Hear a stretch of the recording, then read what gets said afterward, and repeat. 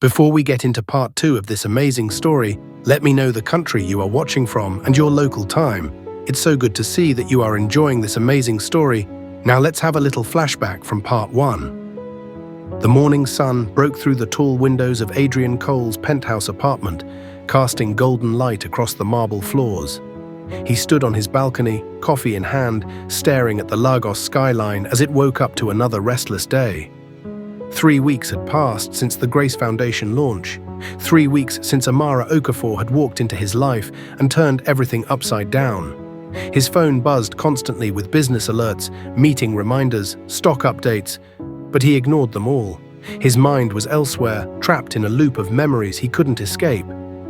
The way she had looked at him on that balcony after the launch, the way her eyes had softened when he told her about his mother, the way her hand had felt in his when they walked through Lekki Conservation Centre.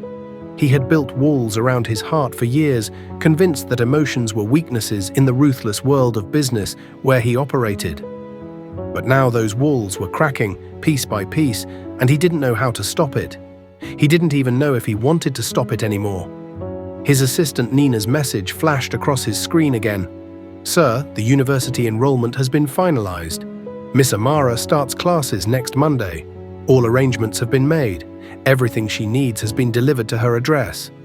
The foundation scholarship covers everything. Books, fees, accommodation if needed. She's all set."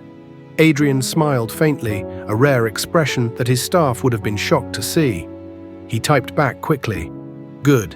Make sure she has my personal number in case anything goes wrong. Anything at all. And Nina, thank you for handling this so carefully." He set the phone down and took another sip of his coffee, but it had gone cold. He poured it out over the balcony railing and watched the dark liquid disappear into the morning air. Somewhere in this massive city, Amara was probably waking up too. Was she thinking about him? Was she nervous about starting university? Did she understand what she had done to him? How she had awakened something he thought had died years ago? Across town in Surulere, Amara stood in front of her small wardrobe, hands trembling slightly as she pulled out the new clothes Adrian had arranged to be delivered 3 days ago. The packages had arrived in the afternoon, carried by a professional courier who had treated her with more respect than most wealthy people ever had. Inside were carefully selected outfits, nothing flashy or inappropriate, just simple, elegant clothes that would help her fit in at university. A navy blue dress that fell just below her knees. A crisp white blouse that looked professional but comfortable. 2 pairs of black trousers that actually fit her properly. A pair of low-heeled shoes that didn't pinch her feet or threaten to fall apart after 1 day of walking. She ran her fingers over the fabric, still unable to believe this was real. Just months ago, she had been serving plates of jollof rice to people who barely looked at her. Now she was about to walk into one of the most prestigious universities in Nigeria. Mama Grace sat on the edge of the bed, watching her daughter with knowing eyes. Her health had improved significantly over the past weeks. The color had returned to her weathered cheeks. She could walk short distances now without losing her breath or needing to sit down every few minutes. The medications were working, the treatments were effective, and all of it, every single improvement, was because of one man's gratitude for one honest act. "You're nervous," Mama Grace said softly, her voice carrying that gentle wisdom that only comes from years of suffering and surviving. "I can see it in the way you're touching those clothes, like you're afraid they'll disappear if you hold them too tight."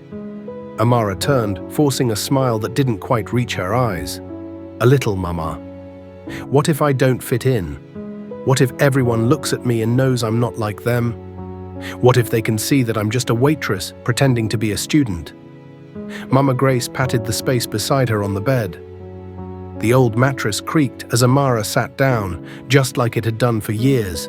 Her mother took her hand, those weathered fingers that had worked so hard to raise her, that had sold vegetables in the market, that had sewn clothes late into the night, that had never stopped fighting for her daughter's future. "My daughter, listen to me well. Listen with your heart, not just your ears. You are going to that university not because of charity. You are going because you earned it. Your honesty opened that door. Your integrity, your character, your refusal to compromise who you are, even when you were desperate, that is what brought you here. Walk through that door with your head high. But Mama, what if people say I'm only there because of Mr. Cole? What if they think I'm using him? What if they treat me like I don't belong? Amara's voice broke slightly, revealing the deep fear she had been carrying for days. What if nothing? Her mother interrupted gently but firmly, squeezing her daughter's hand. God did not bring you this far to abandon you now. I've seen too many miracles in our lives to doubt him now. And that man, Mr. Cole, he sees something in you, something real, something true. Don't let fear make you blind to your own worth. You are not just my daughter. You are a woman of integrity in a world that has forgotten what that word means. That makes you rare. That makes you valuable. That makes you worthy of every good thing coming your way. Amara nodded, tears threatening to spill from her eyes. She leaned her head on her mother's shoulder, breathing in the familiar scent of cocoa butter and native soap. Thank you, Mama. I don't know what I'd do without you. You'd survive, her mother said simply, because that's what we do. We survive. And now, my daughter, you're going to do more than survive. You're going to thrive. That evening, as the Lagos sky turned purple and orange with the setting sun, Adrian's phone rang with an unknown number.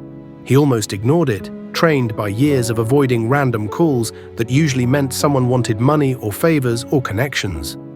But something made him answer, some instinct he couldn't explain. Hello, he said cautiously, his business voice automatically activating. Good evening, sir. This is Mama Grace, Amara's mother. Her voice was gentle, but carried an unexpected strength that immediately commanded his attention. Adrian sat up immediately in his leather office chair, his entire body suddenly alert. He had been reviewing quarterly reports, but they were instantly forgotten. Mama Grace, is everything all right? Is Amara okay? Did something happen with the enrollment? He realized he was speaking too fast, his usual composure slipping. She is fine, sir. Everything is fine. I called because I wanted to thank you myself, personally. Woman to man, heart to heart. What you have done for my daughter, for me, for our family, it is more than we could ever repay. It is more than money. It is hope. It is dignity restored. Adrian's throat tightened unexpectedly. He was not a man who showed emotion easily. Years of business negotiations, of corporate warfare, of maintaining a perfect poker face had trained him to keep everything locked inside. But something about this woman's voice, about the genuine gratitude that needed nothing in return, broke through his defenses. You don't owe me anything, Ma. Your daughter reminded me what it means to be human. I had forgotten. I was so focused on profit margins and stock prices and crushing my competition that I forgot why any of it mattered. She brought me back. I should be thanking her. Thanking you for raising such an incredible person. There was a pause on the other end of the line. Adrian could hear the sounds of Surulere in the background, generators humming, children playing, the constant soundtrack of Lagos life. Then Mama Grace spoke again, and her voice carried the weight of wisdom earned through suffering and survival. Mr. Cole, I am an old woman. I have seen many things in this life. I have buried a husband. I have sold vegetables in the rain. I have gone to bed hungry so my daughter could eat. I have watched rich people step over beggars like they were not human. I have seen money turn good people into monsters and poverty turn desperate people into thieves. But I have also seen goodness exist in unexpected places. I have seen rich men do terrible things and poor men do beautiful things. Money does not make a person. The heart does.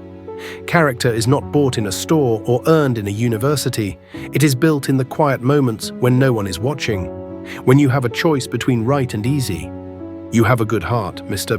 Cole. I can hear it in your voice. I can see it in what you have done for strangers. Don't let the world harden it again. Don't let success steal your humanity a second time. Adrian closed his eyes, her words sinking deep into places he had thought were unreachable.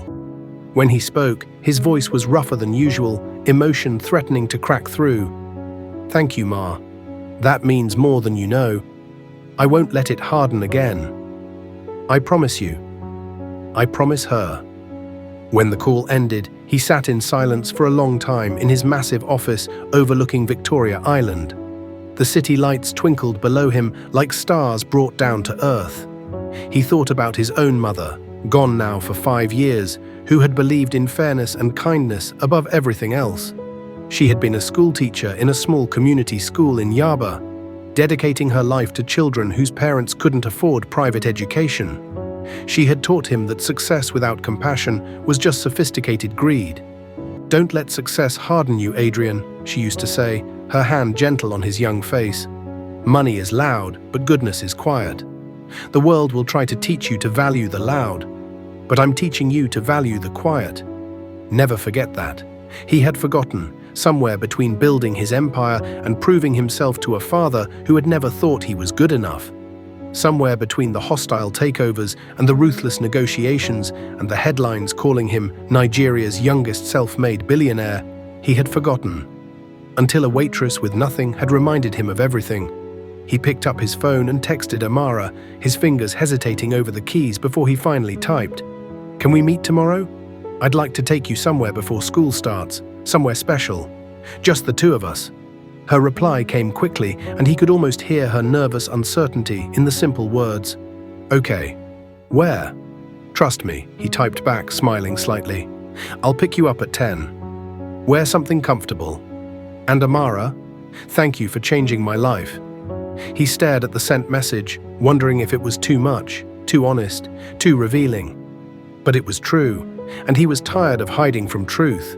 The next morning arrived bright and clear, one of those rare Lagos days when the usual haze lifted and the sky actually looked blue instead of grey. Amara waited outside her compound, wearing the navy blue dress and the new shoes that fit perfectly. Her heart pounded with a mixture of excitement and nervousness that made her feel like a teenager again. She had barely slept, tossing and turning on her narrow bed, wondering what Adrian had planned, wondering if she was reading too much into his attention, wondering if a man like him could ever really see someone like her as more than a charity project. When the sleek black car pulled up, several of her neighbors stopped to stare. Children abandoned their football game, women paused their sweeping. Even the local mechanic looked up from under the hood of a battered Camry. Adrian stepped out, and Amara's breath caught.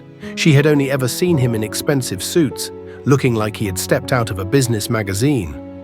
But today he was different. He wore simple blue jeans that fit him perfectly and a crisp white shirt with the sleeves rolled up to his elbows. He looked younger somehow, more relaxed, more human. "Good morning," he said, opening the door for her with a smile that transformed his usually serious face. His eyes were warm, genuinely happy to see her, and something in her chest tightened. "Good morning, sir," she replied automatically, old habits dying hard despite everything that had happened between them. "Adrian," he corrected gently, his hand briefly touching her elbow as he helped her into the car. "Just Adrian, please. When we're together, when it's just us. No titles. No sir, no formalities, just two people." She smiled shyly and got in, sinking into leather seats that were softer than any bed she had ever slept in.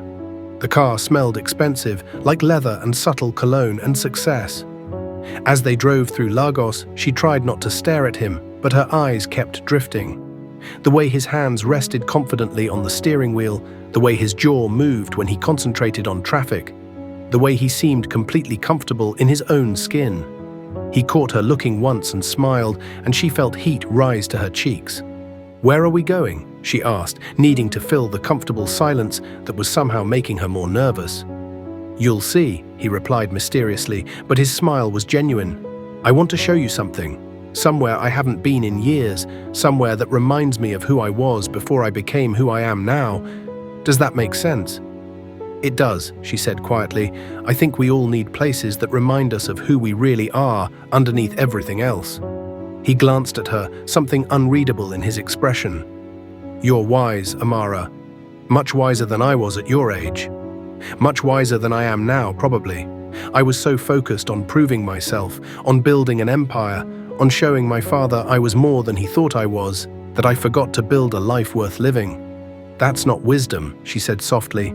"That's just what happens when you don't have the luxury of chasing dreams. When your only goal is surviving until tomorrow, you learn what actually matters pretty quickly." They drove through the busy streets of Lagos, past the markets and the traffic and the constant chaos that defined the city. Amara watched it all through the tinted windows, seeing her city from a new angle. From inside this car, with this man, everything looked different. Familiar but transformed. They arrived at Lekki Conservation Center, and Amara's eyes widened. She had heard about this place from tourists she had served at Benny's Kitchen, heard them talking about the nature trails and the canopy walk, but she had never imagined she would actually visit. Places like this were for wealthy people, for expats and tourists, for people who had money to spend on experiences instead of just surviving. When they entered, the contrast was immediate. The noise of Lagos faded behind them, replaced by the sounds of birds calling to each other in the trees, of wind rustling through leaves, of nature existing despite the urban chaos surrounding it. The air felt fresher here, cleaner, like breathing had suddenly become easier. "I used to come here when I was younger," Adrian said as they walked along the nature trails, side by side, their footsteps quiet on the dirt path. "Before everything became about money and power and proving myself. My mother would bring me here, especially when I was stressed about school or worried about my father's expectations. She always said nature reminds us that life is bigger than our problems, that trees don't care about profit margins and birds don't stress about quarterly reports." Amara listened carefully, watching him as he spoke. She saw something she hadn't seen before. Vulnerability. The billionaire mask had slipped, and underneath was just a man carrying his own weight, his own pain, his own memories of someone he had loved and lost. "Do you miss her?" she asked quietly, her voice gentle with understanding. "Every single day," he admitted, and she heard the raw honesty in his voice. "She was the only person who told me the truth, even when it hurt, even when I didn't want to hear it. When my business deals were going well, when money was flowing in, when everyone else was congratulating me, she would ask if I was happy, if I was being kind, if I was becoming the kind of man I wanted to be. And when I couldn't answer, when I got defensive or changed the subject, she would just look at me with those eyes that saw everything. She knew, she always knew when I was losing myself." They stopped at the canopy walkway, a long wooden bridge suspended high above the forest floor. Amara looked down nervously, seeing the ground so far below, seeing how the narrow bridge swayed slightly in the breeze. "Are you scared?" Adrian asked, noticing her hesitation, the way her hands gripped the rope railing a little too tightly. "A little," she admitted honestly. "Heights have never been my favorite thing. When I was young, I fell from a mango tree trying to get fruit for my mother, broke my arm.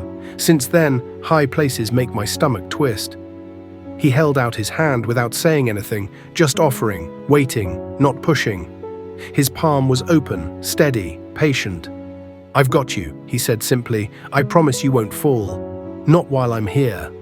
She hesitated for just a moment, looking at his hand, thinking about what it meant to take it, thinking about trust and vulnerability and the risk of letting someone hold you when you're afraid.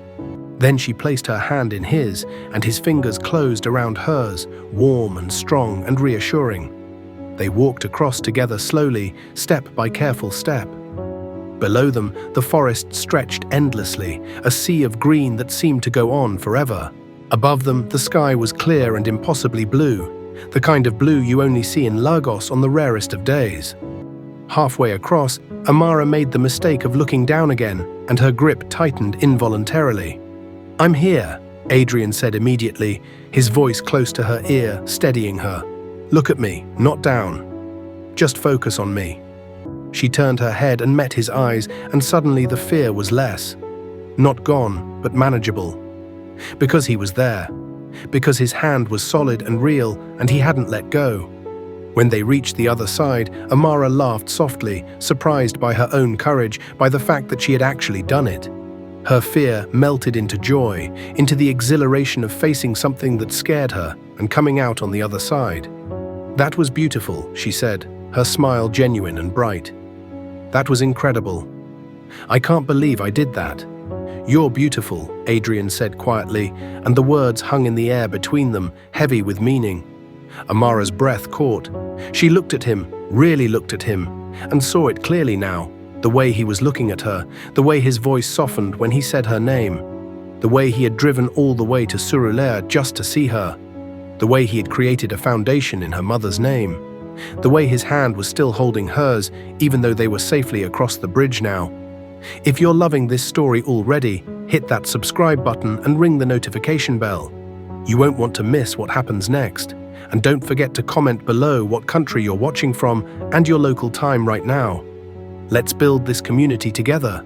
Adrian, she whispered, his name feeling significant on her tongue, like saying it out loud made everything more real, more immediate, more impossible to deny. I know this is complicated, he said, stepping closer until they were just a breath apart. Until she could see the flecks of gold in his brown eyes. Until she could feel the warmth radiating from him. I know we come from different worlds.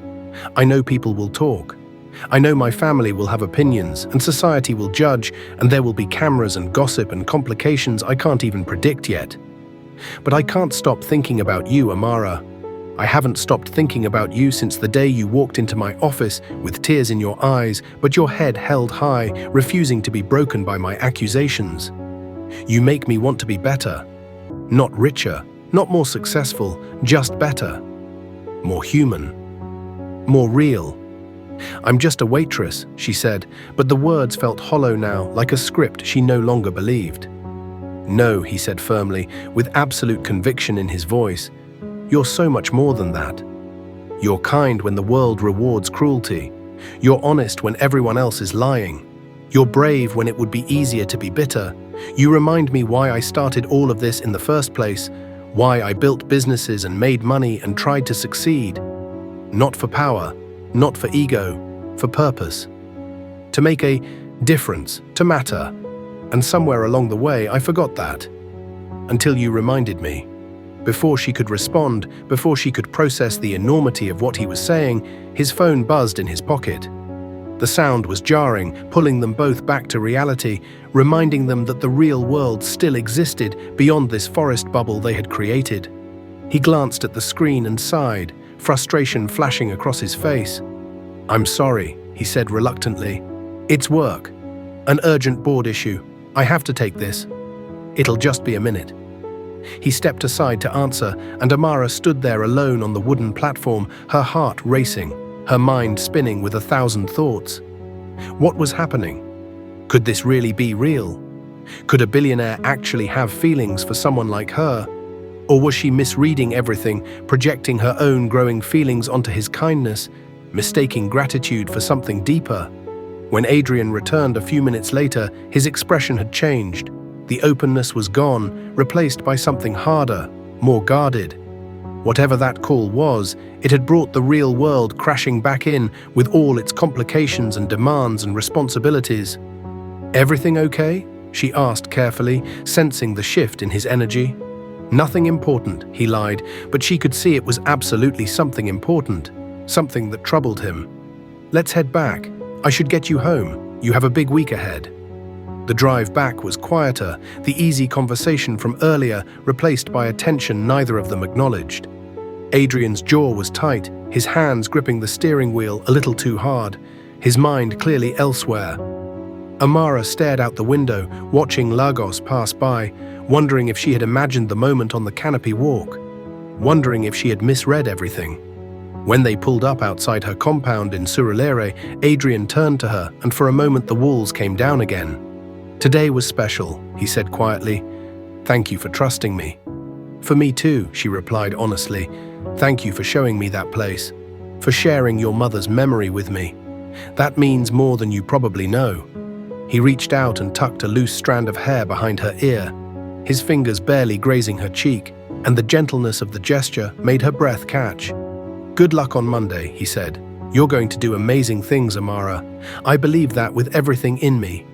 She got out of the car feeling like she was floating and drowning at the same time, like something beautiful and terrifying was beginning, like her life was splitting into before and after this moment.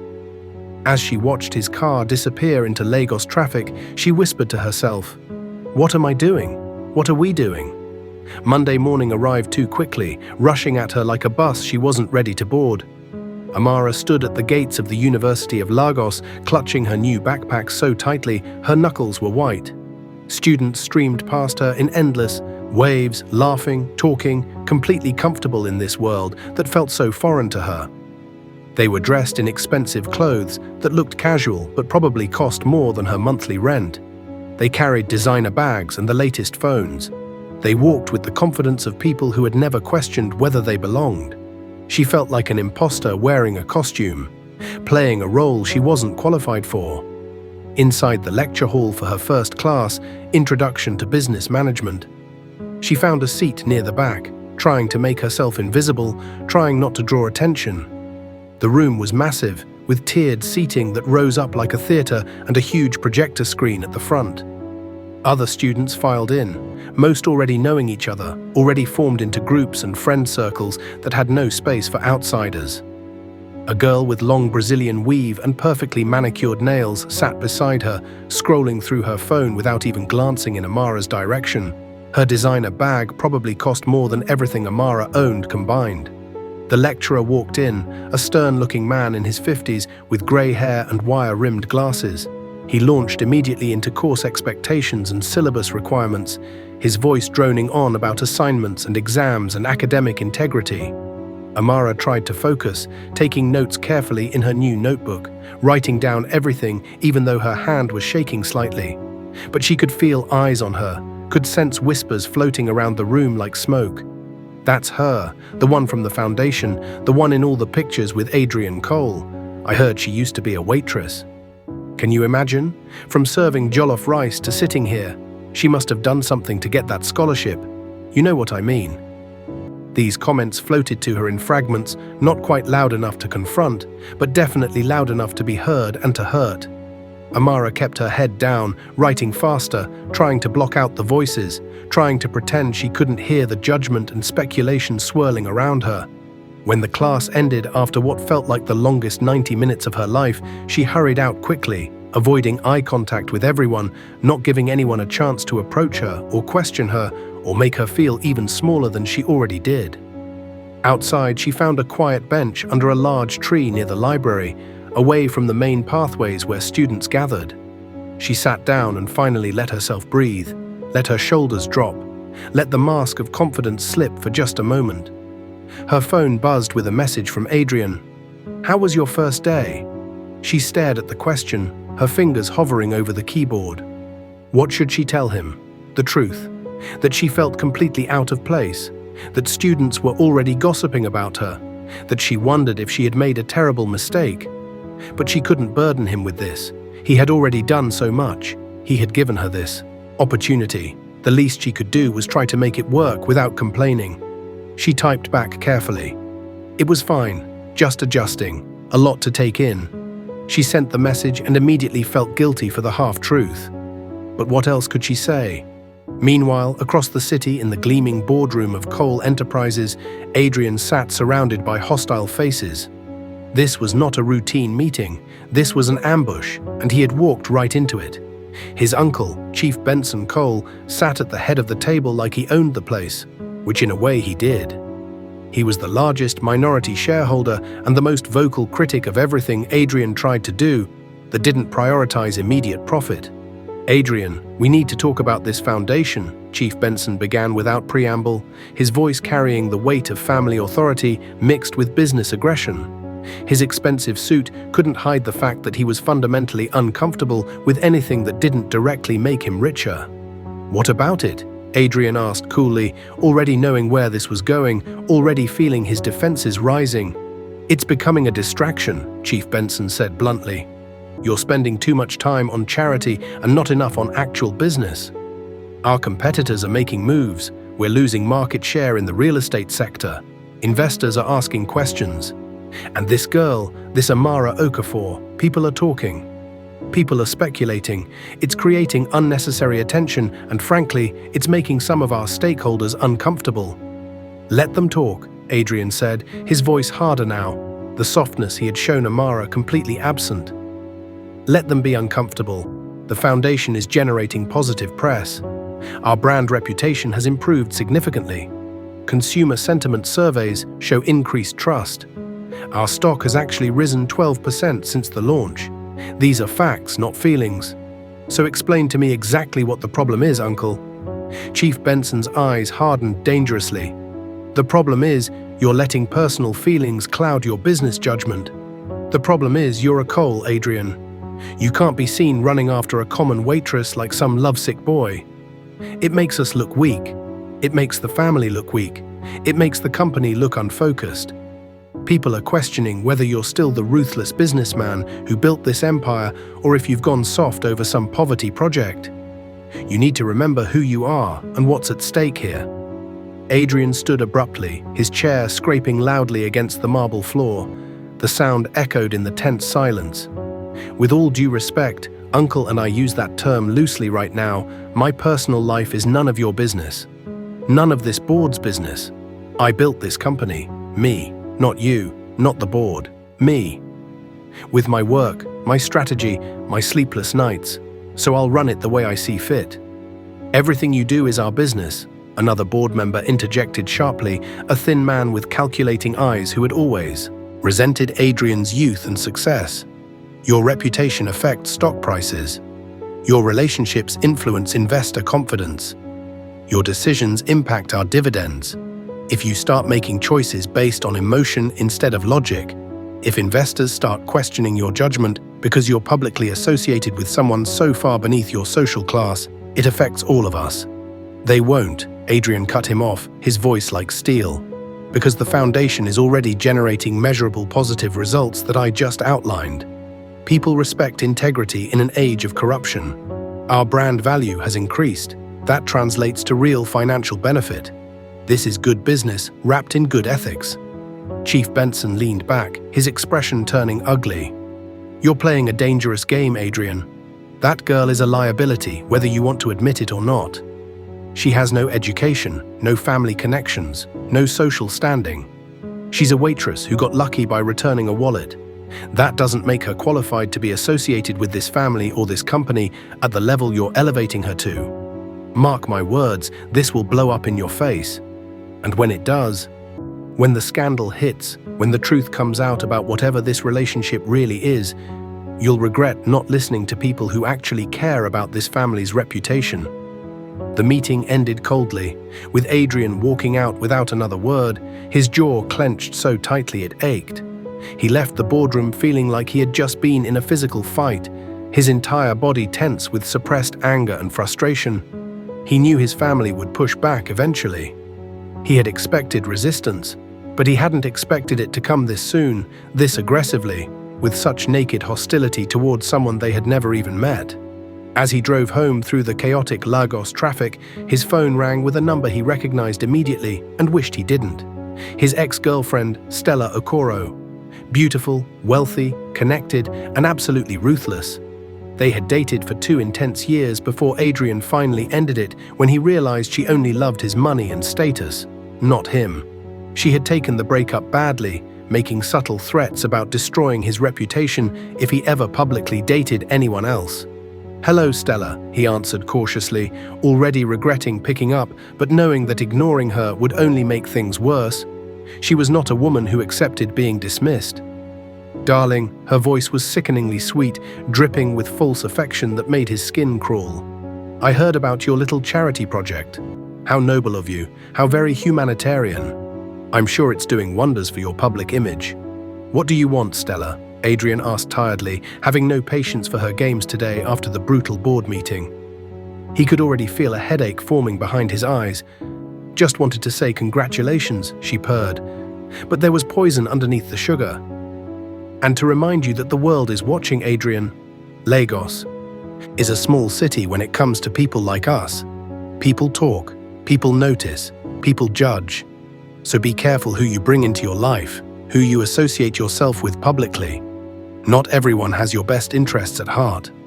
Some people are just looking for opportunities to climb socially using whatever ladder they can find. Some people see a rich man and see a meal ticket. You've always been too trusting, too naive about people's real motivations. Just remember that I warned you when this all falls apart." The line went dead before he could respond. Adrian stared at his phone, a cold feeling settling in his chest like ice water. Stella wasn't one to call without reason. She wasn't making idle conversation or offering friendly advice. She was planning something, laying groundwork, setting pieces on a chessboard he couldn't quite see yet. And knowing her, Knowing her capacity for spite and her connections throughout Lagos high society, whatever she was planning would be calculated to cause maximum damage. Meanwhile, back at the university, Amara's second week was proving to be even harder than the first. The whispers had grown louder, more brazen, less concerned about whether she could hear them. During a group project assignment in her business ethics class, a cruel irony she didn't miss, her classmates systematically excluded her from every team formation. They arranged themselves into groups of 4 and 5, deliberately leaving her standing alone until the lecturer had to awkwardly place her with a group who clearly didn't want her. The resentment was immediate and obvious. They gave her the most menial tasks, ignored her suggestions, rolled their eyes when she tried to contribute. One afternoon, as she sat in the library trying to focus on research for her marketing assignment, trying to block out everything else and just concentrate on learning, the girl with the Brazilian weave approached. Her name was Chidinma, and she carried herself like someone who had never been told no in her entire privileged life. "So, you're the charity case everyone's talking about," Chidinma said loudly enough for the surrounding tables to hear, her voice carrying that particular cruelty that comes from someone who has never known real hardship. Heads turned. Conversations stopped. Suddenly, every eye in that section of the library was focused on them, waiting to see what would happen, hungry for drama like it was entertainment. Amara looked up slowly from her textbook, her heart already sinking, her stomach twisting, but she kept her face carefully neutral. "Excuse me?" she said quietly, not wanting to cause a scene, not wanting to give them more ammunition. "You heard me," Chidinma said, stepping closer, invading her space deliberately. "Everyone knows you're only here because you're sleeping with Adrian Cole. That's how poor girls like you get ahead, right? Can't make it on your own merit, so you spread your legs for rich men who need a charity project to make themselves feel noble." Gasps echoed through the library. Several students pulled out their phones, already recording, already preparing to post this confrontation to social media, where it would be dissected and shared and turned into entertainment. The librarian looked over with concern, but didn't intervene, either too intimidated or too curious to stop what was happening. Amara's face burned with shame and anger. Her hands trembled slightly as she closed her textbook and stood up, trying to maintain some dignity even as she felt herself being torn apart publicly. "That's not true," she said quietly but firmly, meeting Chidinma's eyes even though everything in her wanted to look away, wanted to run, wanted to disappear. "I returned a wallet because it was the right thing to do. The scholarship I received is based on need and merit. I'm not sleeping with anyone. I'm here to learn just like everyone else." Chidinma laughed, a sharp, cruel sound that cut through the tense silence. "Please," she sneered, tossing her expensive weave over her shoulder. "Poor girls don't just get full scholarships and designer clothes and billionaire boyfriends for nothing. You might have fooled him with your innocent act, with your tears and your sob story, but you're not fooling any of us. We know exactly what you are. You're using him.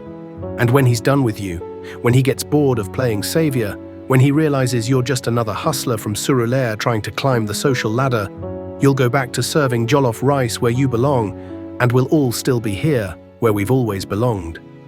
Amara's vision blurred with tears, but this time something inside her snapped. Not in weakness, but in strength. She had endured poverty. She had watched her mother suffer. She had worked 16-hour shifts on her feet, serving people who treated her like she was invisible. She had survived Lagos at its harshest. She was not going to let a spoiled girl who had never known real struggle break her now. She stepped forward, closing the distance between them, and looked Chidinma dead in the eyes with an intensity that made the other girl actually flinch slightly.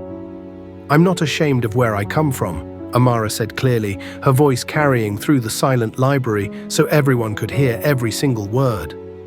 "I worked as a waitress to pay my mother's hospital bills while you were probably shopping in Dubai.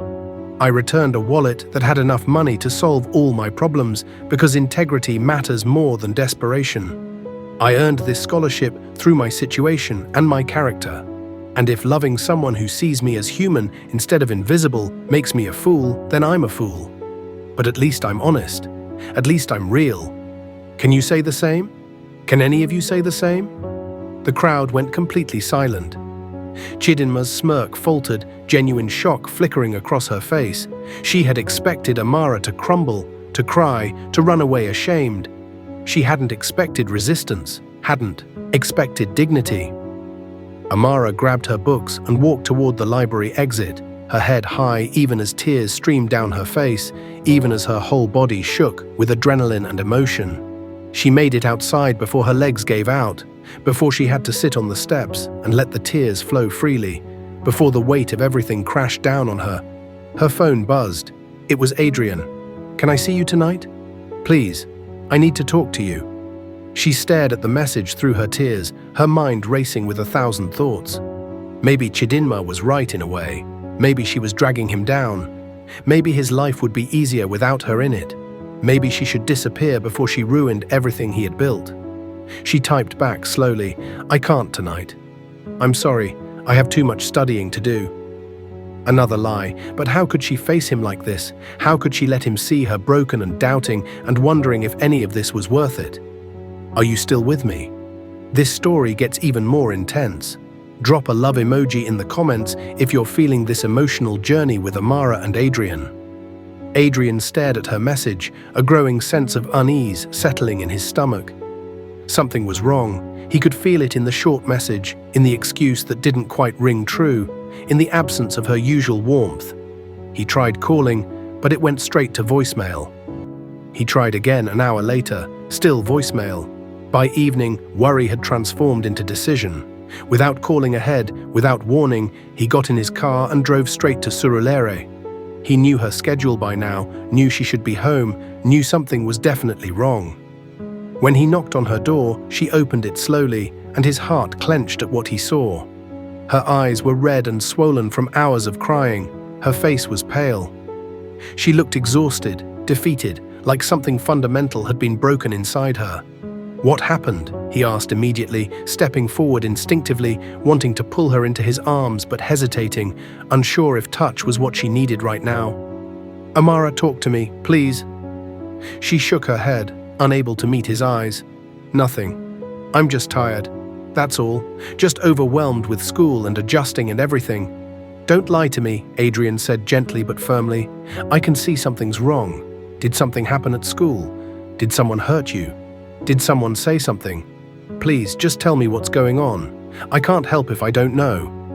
She looked up at him then, and everything came pouring out like a dam breaking. The whispers that followed her everywhere. The deliberate exclusion from study groups and projects. The way professors looked at her differently when they realized who she was.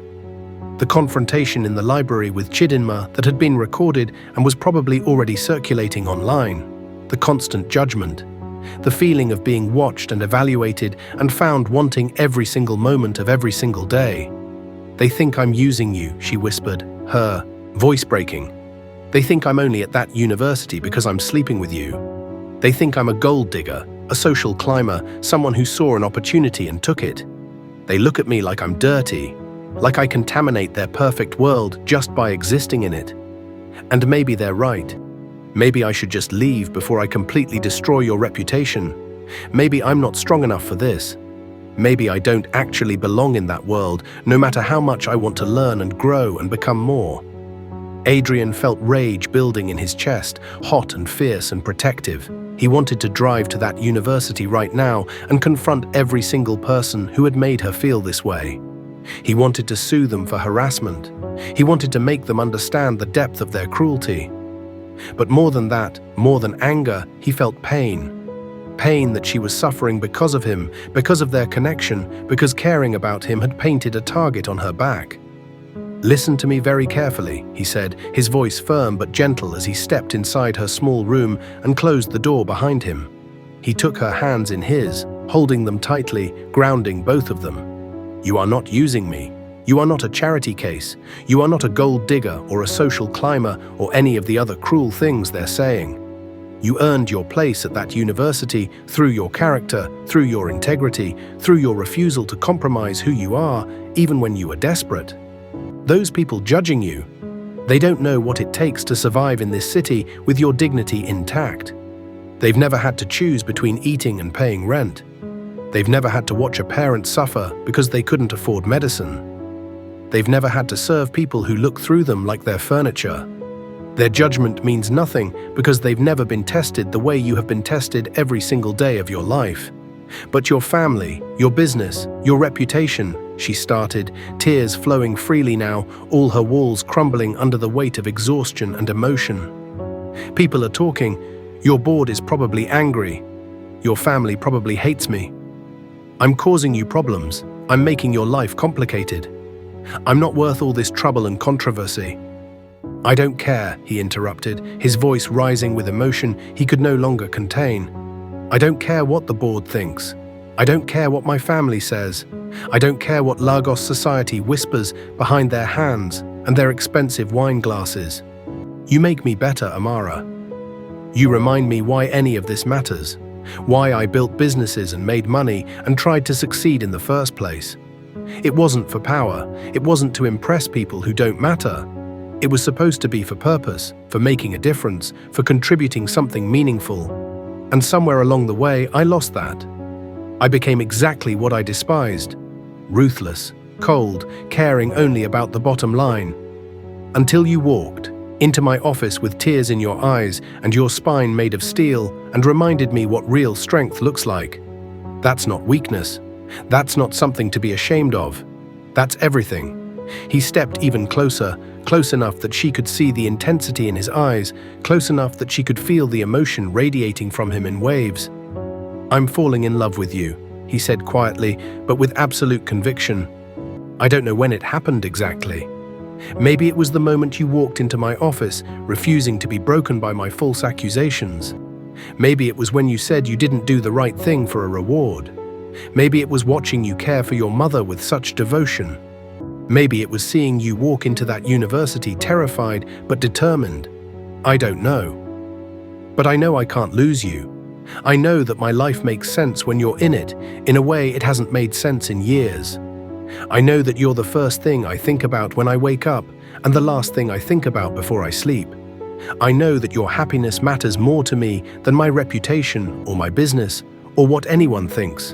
And if people can't see how incredible you are, how rare and precious and strong, then they're blind and I don't need their approval anyway. Amara stared at him, her heart pounding so hard she thought it might break through her ribs. Her whole body trembled with the enormity of his words. I'm scared, Adrian, she whispered. I'm so scared. Scared of your world. Scared I'm not enough. Scared of disappointing you. Scared of the cameras and the gossip and the constant judgment. Scared that one day you'll wake up and realize I really am just a waitress pretending to be something more. You're more than enough, he said, his hands coming up to cup her face gently, his thumbs wiping away her tears. You're everything, and I'll prove it to you. Every single day I'll prove it until you believe it. Until you see yourself the way I see you. He kissed her then, soft and slow and full of promise. It was nothing like kisses she had imagined when she was younger, serving customers and dreaming of fairy tales. It was better, more real, more precious because it came from genuine feeling, not fantasy. When they pulled apart, both breathing heavily, both shaken, she whispered, I love you too. I think I've loved you since you came back to apologize at Benny's kitchen. Since you showed me that powerful people can also be humble. Since you made me feel seen for the first time in my life. He pulled her into his arms and held her tightly, and for a moment everything else faded. The cruel classmates, the judgmental board members, the threatening ex-girlfriend, the uncertain future. All of it disappeared, leaving just this moment, just this feeling, just this truth between them. But outside her window, parked across the dark street in Surulere, where expensive cars didn't usually appear, a photographer sat in a rented Honda, camera raised, long lens extended. He had been following Adrian for 3 days on Stella's orders, waiting for exactly this opportunity. Now he captured every moment through the partially open curtain. The embrace, the kiss, the intimacy. Click, click, click. Each photograph another piece of ammunition. The next morning, Amara woke to a sound she had never heard before. Her phone wasn't just ringing, it was exploding with notifications. Dozens, hundreds. The buzzing was constant, overwhelming, alarming. Confused and still half asleep, she grabbed it from her small wooden nightstand and opened her social media. Her stomach dropped so fast she thought she might be sick. There, plastered across every gossip blog in Lagos, across Instagram, Twitter, Facebook, across entertainment sites and even some news outlets, were photos. Photos of her and Adrian kissing in her small room. Photos of them embracing. Photos of him holding her face tenderly. Photos that should have been private, intimate, sacred. Instead, they were public, exposed, captioned with headlines that made her want to die. Billionaire Adrian Cole caught with mystery waitress. Is this love or a scandal? Cole Enterprises air dating below his class. Inside Adrian Cole's secret relationship with former waitress. Gold digger alert. Who is Amara Okafor? The articles were brutal. They picked apart everything: her background, her mother's illness, her scholarship, her former job. They found old photos of her in her waitress uniform at Benny's kitchen and compared them to recent photos, analyzing the transformation like she was a before and after makeover show. They speculated about the nature of their relationship in crude terms. They questioned his judgment. They painted her as a manipulative social climber. They painted him as a fool blinded by lust. Amara's hands shook so badly she dropped the phone. It clattered on the floor, but she barely heard it. Her vision was blurring. Her chest was tightening. She couldn't breathe properly. This couldn't be happening. This couldn't be real. How did they get these photos? Who was watching them? Who would do this? Her phone rang. It was Adrian. She could barely speak. Amara, don't panic. His voice came through immediately, tense but controlled. I'm handling this. I've already called my legal team. We're going to sue every outlet that published those photos without consent. We're going to find out who took them. I'm going to fix this. Handling this, she cried, her voice rising with hysteria. Adrian, I'm all over the internet. My face, my life, everything. They're calling me a gold digger. They're saying terrible things about both of us. They found my old workplace. They're interviewing my former colleagues. This isn't something you can fix with lawyers. This is my reputation, my mother's reputation, everything. I know, and I'm furious, he said, and she could hear the barely controlled rage in his voice. Stella did this, my ex-girlfriend. She hired someone to follow us, to photograph us, to invade our privacy. I know it was her. I'm going after her legally. I'm going to make sure she pays for this. But the damage is already done, Amara whispered, tears streaming down her face. Everyone has seen these. Everyone knows. My landlord is going to see this. My professors, my classmates, your business associates, your family. There's no coming back from this. People will always look at me and see these headlines. Before he could respond, there was aggressive pounding on her door that made her jump. Amara, open this door now. It was her landlord, Mr. Taiwo, and his voice was hard with anger. She set the phone down without ending the call and went to the door with trembling hands. When she opened it, Mr. Taiwo stood there with his phone in hand, the screen showing one of the articles. His face was thunderous. I've been hearing things, he said coldly, holding up his phone, seeing things online. Pictures everywhere, you in newspapers, people coming around asking questions about you. I don't want this kind of trouble in my compound. Rich men, photographers, scandals, media attention. This is a decent place. Decent people live here. I don't need this kind of wahala. But I paid my rent on time, Amara protested weakly, her voice small. Every month I've paid. I've never caused any problems. I've been a good tenant. I don't care, he snapped, cutting her off with a dismissive wave. I don't want this attention on my property. You have 1 week. 1 week to pack your things and leave. Find somewhere else to bring your rich man drama. This is a respectable area. He turned and walked away, leaving Amara standing in the doorway, numb with shock and disbelief. Everything was falling apart. Everything she had worked for, everything she had tried to build, was crumbling faster than she could process. She returned to the phone where Adrian was still on the line, having heard everything. Amara, listen to me, he started urgently. Come stay at my place. You don't need to deal with that landlord. You don't need to stay there. I have plenty of space. You can… No, she interrupted, her voice hollow. No, Adrian, this is exactly what everyone is saying. That I'm using you, that I'm after your money. If I move into your house now, it proves them right. It makes everything worse. Then a hotel, he countered immediately. I'll book you a suite at Echo Hotel, somewhere safe and comfortable while we figure this out. You're not staying somewhere you're not wanted. That's not negotiable. Amara didn't have the energy to argue. She agreed numbly and ended the call. She sat on her bed staring at her phone, watching the notifications continue to pour in. Messages from people she hadn't spoken to in years, suddenly interested in her life. Former co-workers asking if the rumors were true. Strangers sending hateful messages calling her names. The Lagos gossip machine had latched onto her story and was tearing her apart, piece by piece for entertainment. At the university, it was even worse than she could have imagined.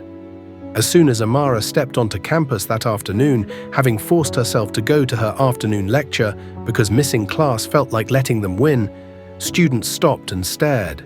Some pointed, some laughed, some took photos. The whispers had upgraded to open comments. There she is, the famous mistress. I saw the pictures. Can you believe she's still showing her face here? How much do you think he's paying her? I bet she planned this whole thing for publicity. Look at her acting all innocent. We all know what she really is. Amara kept walking with her head down, trying to reach her lecture hall, trying to ignore the voices and the stares and the cameras. She made it halfway across the courtyard before Chidinma appeared, surrounded by her usual group of followers. They blocked Amara's path deliberately. Well, well, look who decided to grace us with her presence, Chidinma said loudly, making sure everyone nearby could hear. The famous mistress herself. Did you enjoy your 15 minutes of fame? Did it feel good having the whole city know exactly what you are? Move, please, Amara said quietly, not looking up. I need to get to class. Oh, you still think you belong here? Chidinma laughed cruelly. After everything that came out? After the whole internet saw you climbing into bed with a billionaire? Girl, have some shame. Just leave. No one wants you here. Amara finally looked up, meeting Chidinma's eyes directly, and something inside her shifted. She was tired, so incredibly tired of being ashamed of things that weren't shameful, tired of apologizing for surviving, tired of letting cruel people define her worth. You want to know what I am? Amara said, her voice steady now, loud enough for the growing crowd to hear. I'm a daughter who worked herself to exhaustion to save her mother's life. I'm someone who chose honesty when stealing would have been easier. I'm a woman who dared to believe she deserved education and respect and love. That's what I am. What are you, Chidinma? What are you besides someone born into privilege who mistakes luck for merit? Someone who tears down others because you have nothing real to build yourself. Someone so empty inside that the only way you feel big is by making someone else feel small. The crowd gasped. Chidinma's face flushed with anger and embarrassment. You'll regret this, she hissed. My father is on the board of trustees. I can make your life here impossible. My life is already impossible, Amara said quietly. You already did that. All of you did. So what more can you do to me? What's left to take? She pushed past Chidinma and walked to her lecture hall, her whole body shaking but her head held high. Behind her she heard murmured conversations, but the tone was different now. Less certain, more questioning. The lecture was torture. Amara sat in the back, trying to focus on the professor's words about marketing strategies, but all she could think about was escape, about getting out of this city, away from the cameras and judgment, about going somewhere no one knew her name or her story. When class finally ended, she didn't go back to Surulere.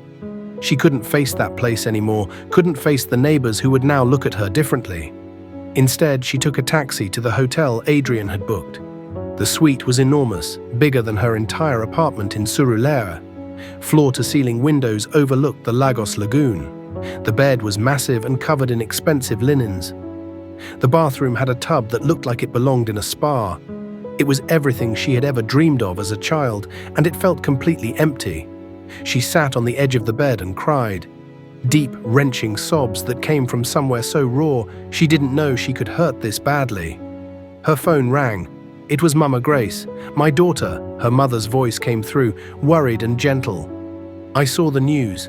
Are you all right? Where are you? I'm at a hotel, Mama. I can't come home. The landlord kicked me out. Everyone knows everything. The whole city is talking. I'm so ashamed. I'm so sorry for bringing this embarrassment to our family." "Stop that talk right now," Mama Grace said firmly. "You have nothing to be ashamed of. Nothing. You loved someone. That's not a crime. The people judging you are the ones who should be ashamed, tearing down a young woman for daring to be happy." "But Mama, everyone thinks I'm a gold digger. Everyone thinks I'm using him for money. They found my old job. They're interviewing people from Benny's kitchen. Our whole life is being picked apart for entertainment." "Let them think what they want," her mother said. "God knows the truth. You know the truth. Mr. Cole knows the truth. That's all that matters. People have always talked, Amara. They talked when your father died and I had to sell vegetables. They talked when you had to leave school to work. They talked when we lived in that one room with no water. Let them talk.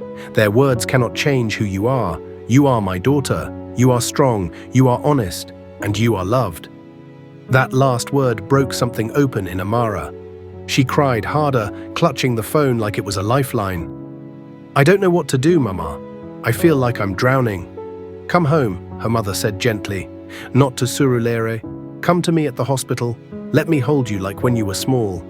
Let me remind you who you are." Amara grabbed her bag and took another taxi to the hospital. When she walked into her mother's room, Mama Grace opened her arms and Amara collapsed into them, crying like a child. Her mother held her tight, stroking her hair, whispering prayers and words of comfort. Across the city, Adrian sat in his office, surrounded by lawyers and crisis management consultants. They had spread out documents, printed copies of the articles, legal briefings about privacy laws and defamation. But Adrian wasn't listening to their strategies. He was staring at his phone, at the message from Amara that had come an hour ago. "Need time. I need to think. I'm sorry." His heart was heavy with a mixture of rage and helplessness. Rage at Stella for orchestrating this invasion of privacy. Rage at the media for turning someone's private life into entertainment. Rage at a society that worshipped wealth but punished anyone who dared to cross class lines. And helplessness because for all his money and power, he couldn't protect Amara from this. Couldn't shield her from the cruelty. Couldn't take away her pain. "Sir," one of the lawyers was saying, "we can definitely pursue legal action against the photographer and the outlets that published without consent. We can also investigate how the photos were obtained. If it was illegal surveillance, we have a stronger case." "Do it," Adrian said flatly. "Sue them all. I want maximum penalties. I want public retractions. I want everyone involved held accountable." "But sir," another consultant interjected carefully, "we should consider the optics. If you come out too aggressively, it might fuel more speculation. It might make the story bigger. The best strategy might be to let it die down naturally. Refuse to comment. Let the news cycle move on." Adrian stood abruptly, his patience snapping. "I don't care about letting it die down. I care about protecting someone I love from vultures who think other people's private lives are their property. My ex-girlfriend violated our privacy out of spite. The media published intimate photos without consent. And you're telling me to do nothing because fighting back might be bad for optics? No, we're fighting back. Hard. We're showing that there are consequences for this kind of behavior. I won't let Amara think I'm ashamed of her or of our relationship. I won't let her believe for 1 second that I'm backing down because of gossip." "But your family," one of the lawyers started cautiously. "My family doesn't get a vote," Adrian cut him off sharply. "My uncle and the board can complain all they want. My ex-girlfriend can scheme all she wants. Lagos society can whisper at their cocktail parties. None of them matter. The only person whose opinion matters to me is currently being torn apart by people who have never known a single day of real struggle. So we're doing this my way. Maximum aggression, zero compromise." The room went quiet. Everyone exchanged glances, but no one dared argue further. They began outlining aggressive legal strategies, press releases, counterattacks. But even as they talked, Adrian felt the distance growing between him and Amara. She was pulling away. He could feel it. And he didn't know how to stop it. "I'm getting emotional over here. Smash that like button and comment your vibe right now. Happy, curious, or emotional, drop the emoji that fits you best because this story is about to take a crazy turn." That night, Adrian tried calling Amara repeatedly. Every call went to voicemail. He texted. No response. He messaged. Nothing. By midnight, desperation drove him to the hotel. He convinced the front desk to call her room. She answered, her voice small and tired. Amara, it's me. I'm downstairs. Please, just 5 minutes. Let me see you. Please.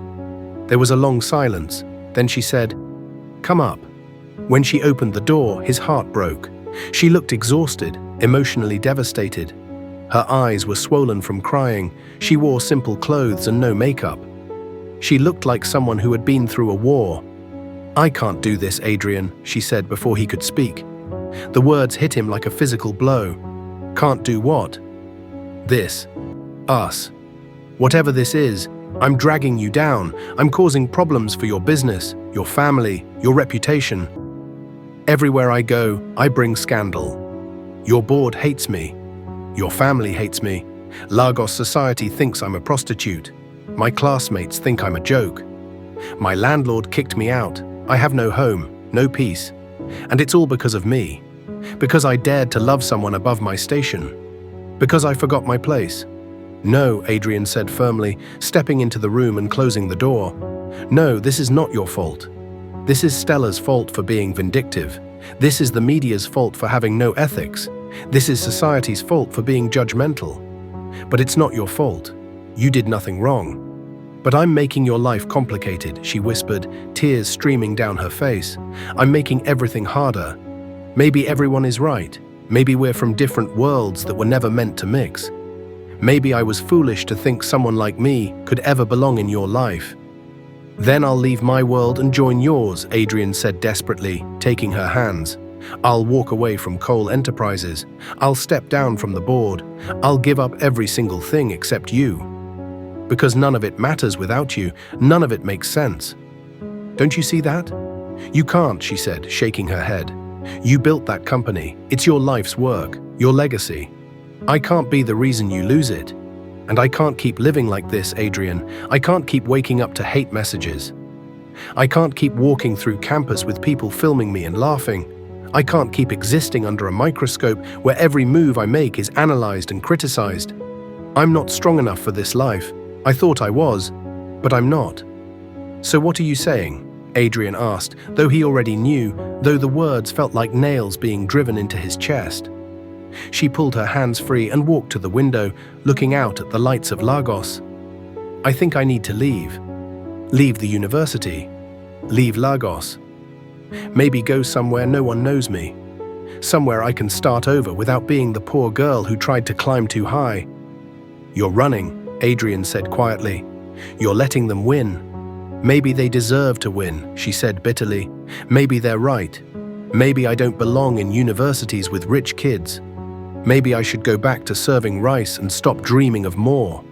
Is that what you really believe? He asked, his voice breaking slightly. That your dreams are wrong? That wanting education and dignity and love is climbing too high? Or is this just pain talking? Is this just what happens when the world beats you down long enough? She turned to face him, and the defeat in her eyes cut him deeper than any words could. I don't know what I believe anymore, Adrian. I don't know who I am. I don't know if I'm Amara, the ambitious student, or Amara, the gold-digging waitress, or some confused girl in between who doesn't fit anywhere. All I know is I'm tired, so incredibly tired, and I need it to stop. Even if that means walking away from the best thing that ever happened to me. He crossed the room and pulled her into his arms, and she didn't resist. He held her while she cried, while his own tears fell silently, while they both grieved for something that felt like it was ending before it had properly begun. I love you, he whispered into her hair. I'll love you whether you stay or go. Whether you're in Lagos or on the other side of the world, that doesn't change. That won't ever change. I love you too, she sobbed. That's why this hurts so much. That's why I don't know what to do. They stood there holding each other for a long time, two people from different worlds who had found something real in the middle of chaos, now facing the reality that sometimes love isn't enough to overcome everything else. When Adrian finally left the hotel hours later, the Lagos sky was beginning to lighten with dawn. He drove through empty streets, his mind numb, his heart in pieces. When he got home, he found his uncle waiting in his living room, clearly having let himself in with the spare key Adrian had never bothered to take back. "We need to talk," Chief Benson said, his face grave. "Not now, Uncle," Adrian said tiredly. "I'm not in the mood for another lecture about reputation and family image."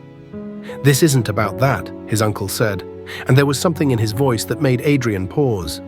"This is about Stella." "What about her?" Adrian asked warily. "She's talking to competitors," Chief Benson said heavily, "offering insider information about the company, promising to damage your reputation further if they partner with her on some new venture. She's not just vindictive, she's dangerous. She's actually trying to destroy you professionally, not just personally." Adrian's exhaustion transformed into cold fury. "Then we destroy her first," he said quietly. The next 3 weeks were the hardest of Amara's life. She stopped going to campus, officially withdrawing from the semester citing personal reasons. She stayed at the hotel, rarely leaving her room, watching Lagos go by from her window like she was watching a movie about someone else's life. Adrian respected her request for space, but he texted every day, simple messages. "Thinking of you, you're stronger than you know, still here when you're ready, never pushing, never demanding, just present." Mama Grace recovered enough to be discharged from the hospital and was staying with her sister in Ibadan. She called Amara every evening, her voice a steady anchor in the storm. "My daughter, you cannot run from yourself. Wherever you go, you will still be you. So you must decide who that person is. Are you the woman who gives up, or are you the woman who keeps fighting?" Chidinma unexpectedly showed up at the hotel one afternoon, looking uncomfortable and uncertain. The front desk called, and Amara almost refused to see her. But curiosity won. When the girl who had tormented her walked into the hotel cafe where they agreed to meet, she looked genuinely remorseful. "I came to apologize," Chidinma said without preamble, "for everything, for being cruel, for enjoying your pain, for leading that campaign against you. My father found out what I did. He was furious, said I was acting like the worst kind of bully. Said he didn't raise me to tear down other people. And he was right. I was jealous of you." "Jealous of me?" Amara asked incredulously. "Of what? Of your courage," Chidinma admitted. "I've never had to fight for anything in my life. Everything was given to me. And you were fighting for everything. Fighting to save your mother, fighting to go to school, fighting to build something real. And instead of admiring that, instead of learning from it, I tried to destroy you because it made me feel better about my own empty life. I'm sorry." Amara stared at her, processing this unexpected reversal. "Thank you for saying that," she said quietly. "I hope you mean it." "I do," Chidinma said, "and I wanted you to know the other students are talking. Not badly. They're questioning whether we were fair to you, whether we made judgments we shouldn't have. Some of them feel guilty now. The story isn't what we thought. You're not what we thought." "It's too late," Amara said sadly. "The damage is done. I've already withdrawn." "Maybe," Chidinma said. "But if you change your mind, if you decide to come back, you won't be alone anymore. Not everyone will be welcoming, but some of us will stand with you now. We owe you that much." After she left, Amara sat in the cafe thinking about choices and courage and what it means to define yourself instead of letting others define you. She thought about her mother working in the market, head held high despite poverty. She thought about Adrian standing in his lobby, proposing to her in front of everyone, unashamed. She thought about who she wanted to be. That evening, she made a decision. She wasn't running anymore. She called Adrian. His voice was cautious when he answered, like he was afraid of what she might say. "Can we talk?" she asked. "Tomorrow, face to face. I have something to say." He was at the hotel by 8 a.m. the next morning, looking like he hadn't slept properly in weeks. They sat in the same cafe where she'd met Chidinma. Amara took a deep breath. "I'm not leaving Lagos," she said. "I'm going back to school. I'm finishing my degree. I'm going to hold my head high and dare anyone to tell me I don't belong." She saw hope flare in his eyes, but she raised a hand. "But I need to do this my way, on my terms. Not as your girlfriend under scrutiny. Not as a scandal waiting to explode. I need to prove to myself that I can do this. That I earned this. That I'm here because I deserve to be. So I'm asking you to give me space. Public space. Let people think we're not together. Let the gossip die down. Let me establish myself as just another student, not as Adrian Cole's controversial relationship. He looked like she had slapped him. "You want to hide what we are?" he asked, pain clear in his voice. "You want me to pretend I don't love you?" "I want us to survive this," she said gently. "I want us to have a chance. And right now, with all the attention and speculation, we're being crushed. We need room to breathe. I need room to become who I'm meant to be without every step being photographed and analyzed." Adrian was quiet for a long time. Then he said, "I understand. I don't like it, but I understand. But Amara, I won't hide you forever. I won't pretend you don't matter. So we do this your way for now, but eventually I'm going to stand on the tallest building in Lagos and tell the whole city I love you. We'll get there," she promised. "But first, I need to save myself. No one else can do that for me." They parted with a careful distance between them, but something had shifted. She was no longer running, she was fighting. When Amara walked back onto campus for the new semester months later, the whispers were still there but quieter. Some students avoided her, some were neutral. A few, including Chidinma, were actively welcoming. She found her rhythm, studied hard, joined study groups, proved herself through her work. Slowly, she stopped being the scandal and started being just another student. Adrian kept his promise. He maintained public distance, but texted her daily, called when she allowed, supported her quietly from the shadows. His legal actions against Stella and the media outlets resulted in public retractions, significant financial settlements, and criminal charges against the photographer for invasion of privacy. Stella's reputation was destroyed. Her attempt to damage Adrian's company backfired when her corporate espionage was exposed. She fled Lagos in disgrace. The Grace Foundation continued to grow, helping more women, making real change. Adrian threw himself into it with renewed purpose.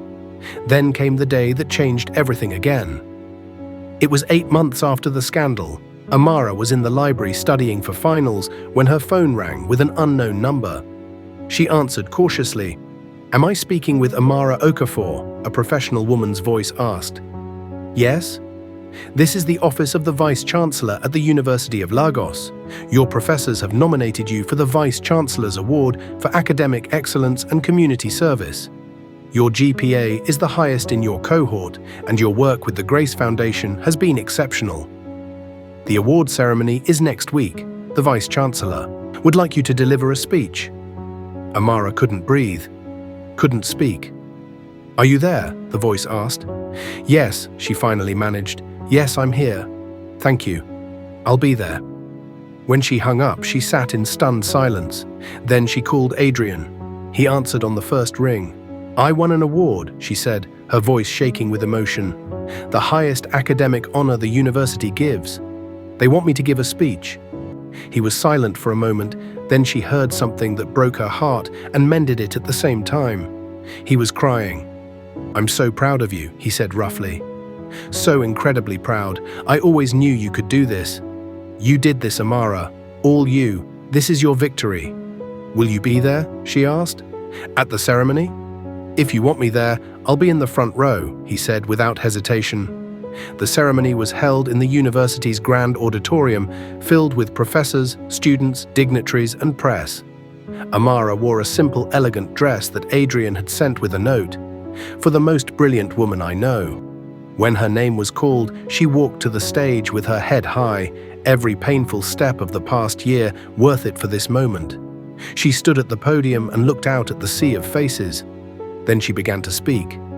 "A year ago, I walked through the gates of this university terrified. Terrified that I didn't belong. Terrified that someone would realize I was just a waitress from Surulere pretending to be a student. Terrified that my poverty was written on my skin in permanent ink that everyone could see. The room was silent, everyone listening. But I learned something this year. Belonging isn't given, it's earned. Not through money or family connections or social status. It's earned through work, through perseverance, through refusing to let anyone's limitations become your own. To every person who comes from nothing, who carries their family's hopes on their shoulders, who wonders if they're foolish for dreaming of more, I want to say this. Your dreams are not foolish. They are necessary. The world needs people who understand struggle, who know what it costs to survive, who carry humility alongside ambition. She saw Adrian in the front row, tears streaming down his face, pride radiating from him. She saw Mama Grace, who had come all the way from Ibadan, crying and smiling. "This award isn't just mine," Amara continued. "It belongs to my mother who sold vegetables so I could eat. It belongs to every woman served by the Grace Foundation who refused to give up. It belongs to every person who has ever been told they don't belong, but showed up anyway. And it belongs to the people who see beyond circumstances, who choose to believe in potential over pedigree, who understand that true character is forged in the fire of hardship, not the comfort of privilege." When she finished, the auditorium erupted. Standing ovation, professors wiping tears, students cheering. And in that moment, Amara Okafor, former waitress from Surulere, stood as living proof that honesty and courage and relentless determination can rewrite any story, can overcome any scandal, can transform any life. After the ceremony, Adrian waited outside, giving her space for photos and congratulations. When the crowd finally dispersed, he approached carefully. "That was incredible," he said. "You were incredible." She smiled at him, really smiled, the first genuine, uncomplicated smile in months. "I'm ready now," she said. "Ready for what?" "Ready to stop hiding. Ready to let you love me publicly. Ready to face whatever comes next together instead of alone. Ready to stop being afraid of what people think." His face transformed with joy so pure it made her heart ache. "Are you sure?" he asked. "Because once I start telling the world I love you, I won't stop." "I don't want you to stop," she said. "I want everyone to know. I want to walk down the street holding your hand. I want to stop pretending we're not together. I want to live our truth, whatever the cost." He pulled her into his arms right there on campus, in front of lingering students and curious onlookers, and kissed her like she was air and he'd been drowning. Around them, some people smiled, some looked uncomfortable, some pulled out phones to record, and Amara didn't care anymore. She had spent too long living for other people's approval. It was time to live for her own truth. 3 days later, Adrian called a press conference. Major news outlets filled the hall, cameras ready, reporters eager for the next chapter of a story that had captivated Lagos for months. Adrian walked to the podium alone, wearing a sharp suit but looking more relaxed than he had in years. "Good afternoon," he began. "I called this conference because I want to address the rumors and speculation about my personal life, specifically about my relationship with Amara Okafor." Cameras flashed, reporters leaned forward. 9 months ago, Amara Okafor returned my lost wallet when she desperately needed the money inside. She chose integrity over survival. That single act changed my life in ways I'm still discovering. Since then, I've had the privilege of knowing her, of watching her face obstacles that would break most people, of seeing her transform from someone the world overlooked into someone the world can no longer ignore. He paused, his voice growing stronger. She's been called terrible names. She's been photographed without consent. She's been judged by people who have never known a day of real struggle. Why? Because she dared to exist in my world. Because society decided she wasn't good enough. Because people are more comfortable with clear boundaries between rich and poor than with the messy reality of two people from different backgrounds falling in love. "But here's the truth," Adrian continued. "She's better than all of us. She works harder. She loves deeper. She sacrifices without asking for anything in return. And I'm standing here today to say publicly and unambiguously, I love her. I'm not ashamed of her. I'm not embarrassed by her background. I'm proud to know her, proud to love her, proud that she chose me despite all the complications and scrutiny and pain that choice has brought her." The room erupted with shouted questions. "What do your family say? What about the board? Are you getting married?" Adrian raised a hand for silence. "I don't care if my family approves. I don't care if the board approves. I don't care if Lagos society approves. Love doesn't need permission from people who have never risked anything real. And yes, to answer your question," he said, looking directly into the camera with absolute conviction. "Amara Okafor, if you're watching this, I'm asking you right now, in front of the entire city, in front of everyone who judged us, and everyone who supported us, and everyone who's about to have an opinion. Will you marry me? Will you let me spend the rest of my life proving that you choosing to love me was the greatest gift I've ever received? Will you build a life with me where we define ourselves instead of letting others define us?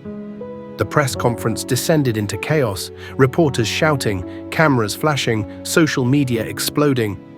But Adrian just stood there calmly, waiting for an answer he prayed would come. At the hotel, Amara watched the live stream on her phone with Mama Grace beside her. When Adrian asked the question, when he put himself out there so completely, so vulnerably, Mama Grace squeezed her daughter's hand. "What does your heart say, my daughter?"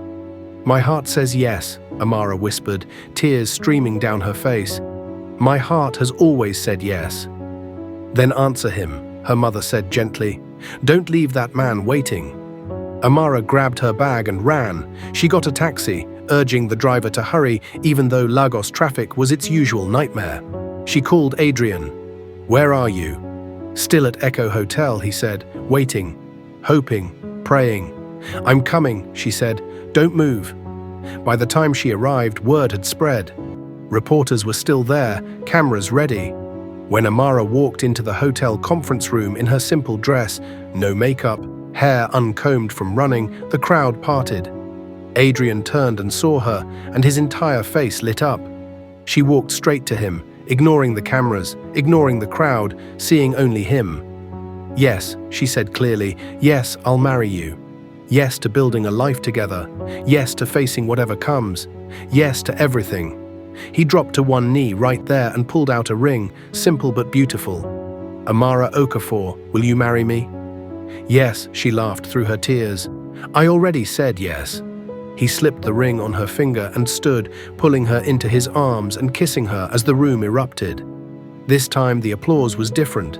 This time people were celebrating instead of judging. This time Lagos was witnessing not a scandal, but a love story. Wait until you see what happens next. If you haven't subscribed yet, do it now. You don't want to miss how this ends. The wedding took place 6 months later at a small, intimate ceremony on a private beach in Lekki. Mama Grace sat in the front row, healthy and radiant, wearing a beautiful purple lace outfit, crying tears of overwhelming joy.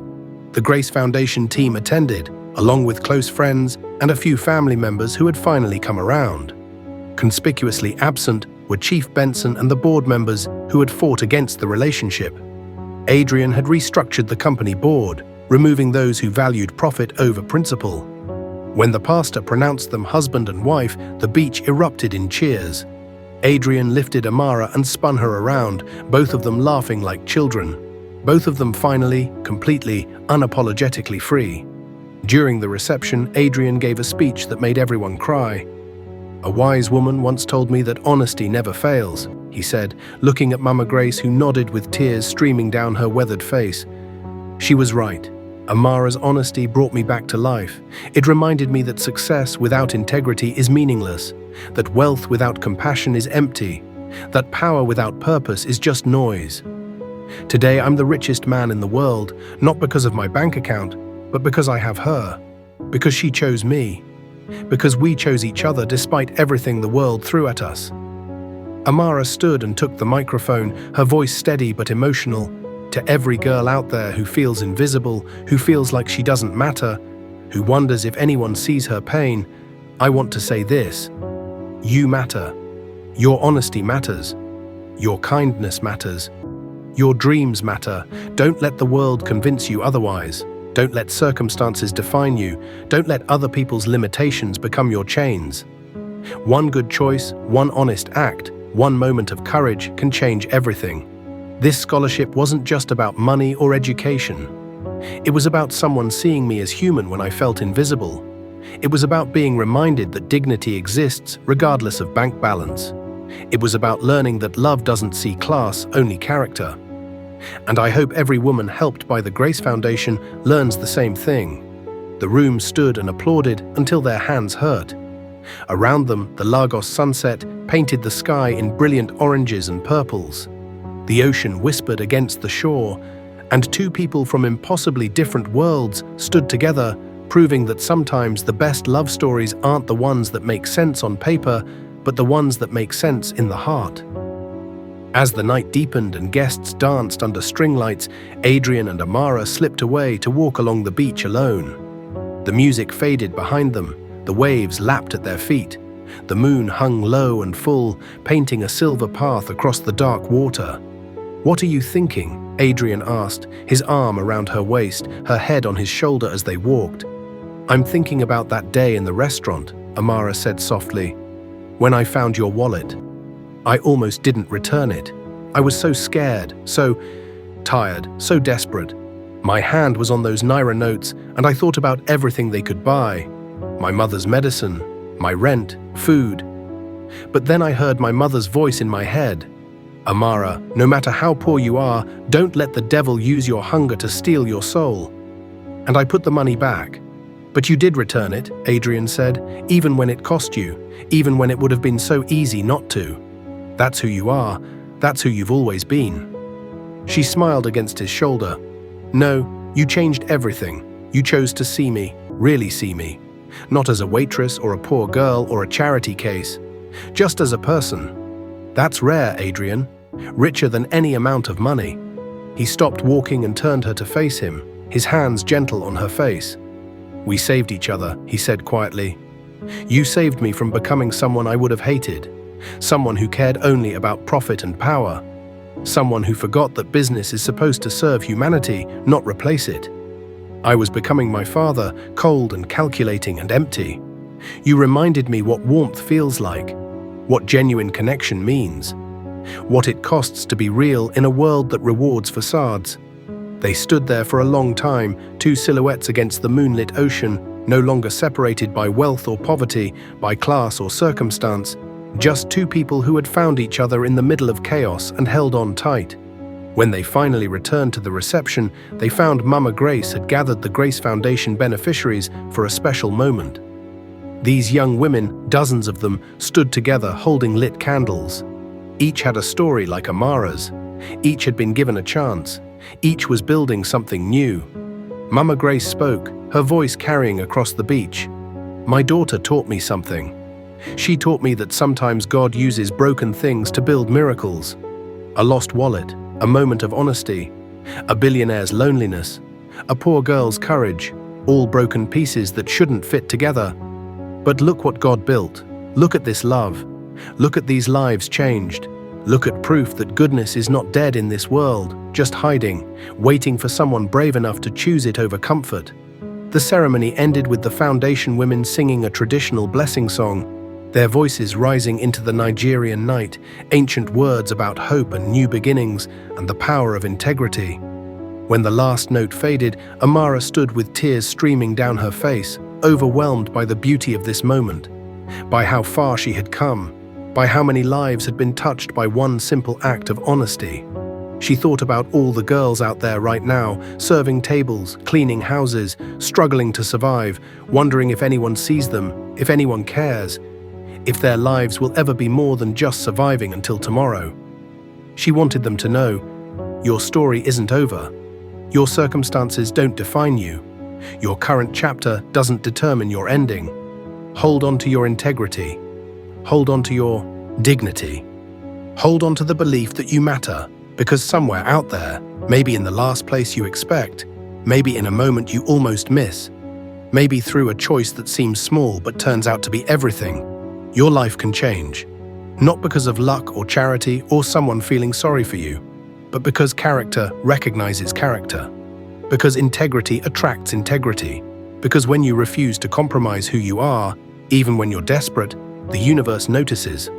God notices, and sometimes, just sometimes, your honesty becomes your redemption. 2 years later, the Grace Foundation had expanded to 7 Nigerian states, helping over 3,000 women. Amara, now with a master's degree in business administration and social entrepreneurship, served as co-executive director. She had become a sought-after speaker, traveling to universities across West Africa, sharing her story, inspiring young women who felt invisible to believe in their own worth. Together, she and Adrian had opened 5 restaurants across Lagos called Mama Grace's Kitchen, each serving free meals to those who couldn't afford them while employing women from the foundation, giving them work experience and dignity. Mama Grace, fully recovered and vibrant, managed the Surelaire location with joy and purpose, treating every person who walked through the door like family. One morning, Amara stood in the new foundation headquarters in Victoria Island, not far from Coal Enterprises, looking out at the city that had once seemed so overwhelming, so impossible to conquer. Behind her, Adrian wrapped his arms around her waist, his chin resting on her shoulder. "Penny for your thoughts," he murmured. "I'm thinking about all the Amaras out there," she said softly. "All the girls serving food right now, cleaning offices, struggling to pay bills, wondering if life will ever be more than this. I'm thinking about how to reach them, how to let them know they're seen." "What would you tell them?" Adrian asked. She was quiet for a moment, then said, "I'd tell them that the world will try to make you invisible. It will try to convince you that poverty is a character flaw instead of a circumstance. It will judge you by what you lack instead of what you carry inside. But don't let the world's cruelty make you cruel. Don't let desperate circumstances make you compromise your integrity. Don't let temporary struggle convince you that you're permanently small. Hold on to your dignity when it's the only thing you own. Hold on to your honesty when lying would be easier. Hold on to your dreams when everyone says they're impossible. Because somewhere, somehow, your moment is coming. And when it comes, you'll be ready. Not because someone saved you, but because you never stopped saving yourself." Adrian kissed her temple gently. "You're incredible, you know that? You took your pain and turned it into purpose. You took your suffering and transformed it into service. You could have become bitter, but you became better. That's not just surviving, Amara. That's transcending." She turned in his arms to face him. "We did this together," she said. "You could have stayed in your ivory tower, comfortable and separate. But you chose to see me, to believe in me, to use your privilege to amplify voices instead of silencing them. That's rare, Adrian. Most people with power use it to build walls. You used it to build bridges." He smiled, that genuine warm smile that transformed his face. "We're a good team. The best," she agreed. They stood there in the morning light, looking out at Lagos, this massive, chaotic, beautiful, impossible city where millions of people fought daily just to survive, where the gap between rich and poor was an ocean, but where occasionally, against all odds, a bridge appeared. That night, they visited Benny's Kitchen, the small roadside restaurant where it had all begun. The new owner, a kind woman who had bought it from Auntie Beezy, recognized them immediately and refused to let them pay. "Please," she said with genuine warmth, "you're our inspiration. Every staff member here knows your story. When things are hard, when customers are rude, when we're tired and our feet hurt, we remember. We remember that one honest choice changed everything. We remember that dignity matters more than tips. We remember that someone is always watching, that our character is our destiny." They sat at the same plastic chairs where Adrian had once sat as an impatient billionaire, where Amara had once served him without knowing he would change her entire life. The jollof rice tasted exactly the same. The traffic outside was exactly as loud. The Lagos heat was exactly as oppressive. But everything else had changed.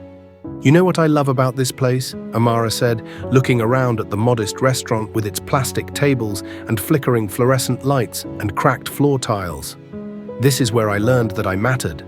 Not in your fancy office or the university or the foundation. Here. When I was invisible to everyone else, I was visible to myself.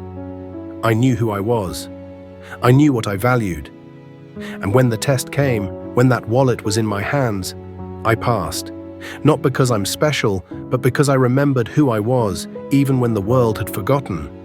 Adrian reached across the plastic table and took her hand. "That's why I fell in love with you. Not because you're beautiful, though you are. Not because you're intelligent, though you are. But because you're unshakable. The world tried to break you in every way possible. Poverty, illness, humiliation, scandal, rejection. And you bent, but you never broke. You're proof that integrity isn't just a nice idea. It's armor. It's power. It's everything." They finished their meal in comfortable silence, watching Lagos happen around them, watching ordinary people live ordinary lives, serving food, driving buses, selling groundnuts, all of them with stories, all of them fighting private battles, all of them mattering more than they probably knew. As they prepared to leave, a young waitress approached nervously. She couldn't have been more than 20, wearing a faded uniform that had seen better days, her hands trembling slightly as she held out her phone. "Please, Ma," she whispered, "can I take a picture with you? I know your story. My mother is sick too. I'm trying to pay for her treatment. Some days I want to give up. But then I remember you. I remember that someone who stood where I'm standing now is standing where you're standing now. And it gives me hope." Amara hugged her tightly, tears in both their eyes. "What's your name?" she asked gently. "Blessing," the girl whispered. "Keep going, Blessing," Amara said firmly, holding the girl's shoulders and looking into her eyes. "Keep showing up, keep choosing integrity, keep believing your story isn't finished. And when your moment comes, and it will come, you'll be ready." The girl nodded, unable to speak, and hurried back to work, wiping her eyes. Adrian and Amara walked out into the Lagos night, hand in hand, their car waiting at the curb. But before getting in, Amara paused and looked back at the restaurant, at the flickering sign, at the plastic chairs, at the place where everything changed. "Thank you," she whispered, though whether to God or fate or the universe or just to herself, she wasn't quite sure. "For seeing me when I couldn't see myself, for the wallet, for the choice, for everything." Adrian opened the car door, but before she got in, he pulled her close one more time. "I love you, Amara Cole," he said, "for who you were, who you are, and who you're still becoming." "I love you too," she replied. Forever. They drove through the Lagos night, past markets and mansions, past poverty and privilege, past all the invisible lines that divide people who are fundamentally the same. And somewhere in that massive city, in a small room in Surulere or Mushin or Ajegunle, another young woman was making a choice, returning something that wasn't hers, choosing honesty over desperation, holding on to integrity when it was the only thing she owned. And though she didn't know it yet, though she couldn't see the future, her moment was coming. Just like Amara's moment had come. Just like moments come for everyone who holds on long enough, who refuses to compromise, who believes that character is destiny and integrity is power and honesty. Honest honesty never fails. The end. Did this story touch your heart the way it touched mine? Smash that subscribe button for more amazing stories that will restore your faith in love and honesty. Like if you believe Amara and Adrian deserved their happy ending. Comment below and tell us what you learned from this story. Did it inspire you? Did it make you cry? Did it remind you of your own journey? I read every single comment and love hearing your thoughts. Ring that notification bell so you never miss these incredible tales of love, hope, and redemption. Remember, your current circumstances don't define your future. Your integrity does. Your character does. Your refusal to give up does. Until next time, keep believing in the power of honesty and true love. Keep choosing integrity even when it's hard. Keep holding on to hope even when it seems impossible. Because somewhere out there, your moment is coming. God bless you all.